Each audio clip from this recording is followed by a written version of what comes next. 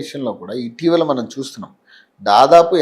85 నుంచి అనుకుంటా దాదాపు రూ. 95 టచ్ అయ్యే పరిస్థితికి డాలర్ రేట్ వచ్చింది. ఈ రోజు వచ్చేసరికి 91.9 ఎంతో డాలర్ రేట్ చూపిస్తూ ఉంది.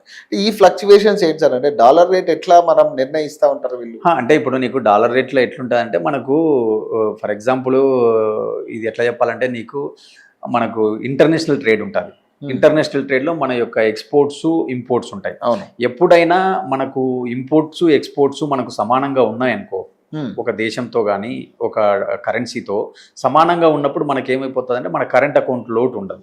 సో కాబట్టి అప్పుడు మన డాలర్ రేట్ కానీ ఈక్వల్గా ప్యారలల్గా జరుగుతుంది. ఫర్ ఎగ్జాంపుల్ మన ఎగుమతులు తక్కువగా ఉండి మన దిగుమతులు ఎక్కువ ఉంటే అప్పుడు ఏమైపోతుంది, కరెన్సీలో చాలా డిఫరెన్స్ వచ్చి కరెంట్ అకౌంట్ లోడ్ పడుతుంది. అప్పుడు ఏమైపోతుంది, ఆటోమేటిక్గా డాలర్ రేట్ పెరుగుతుంది.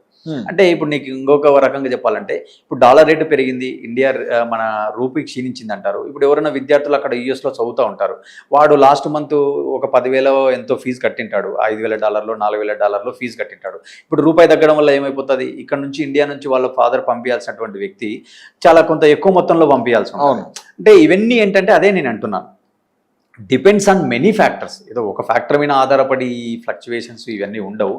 ఇది ఓవరాల్గా ఇంటర్నేషనల్ మార్కెట్ల పైన ఆధారపడి ఉంటుంది కాబట్టి సో ఇలాంటివి అనేటువంటి అందుకే నాకు రిపోర్టింగ్లో ఎలా ఉంటుందంటే కాన్స్టెంట్ కరెన్సీ లేదా ఈ రోజు ఉన్నటువంటి అంచనాల ప్రకారం ఉన్నట్టుగా వాళ్ళు 2 రకాల రిపోర్టింగ్ ఉంటుంది. మీరు ఎప్పుడైనా ఎకనామిక్ టైమ్స్ కానీ ఫినాన్షియల్ టైమ్స్ కానీ ఇట్లాంటి ఫినాన్షియల్ మ్యాగజైన్స్ చదివితే నీకు రిపోర్టింగ్లో మనకి ఇస్తారనమాట.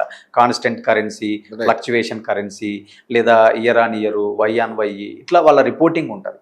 సో దానిని బట్టి మనం తీసుకోవాలి తప్ప మన లోకల్ పత్రికలను తీసుకొని మనం ఏదో అసెస్ చేయడం కరెక్ట్ కాదు.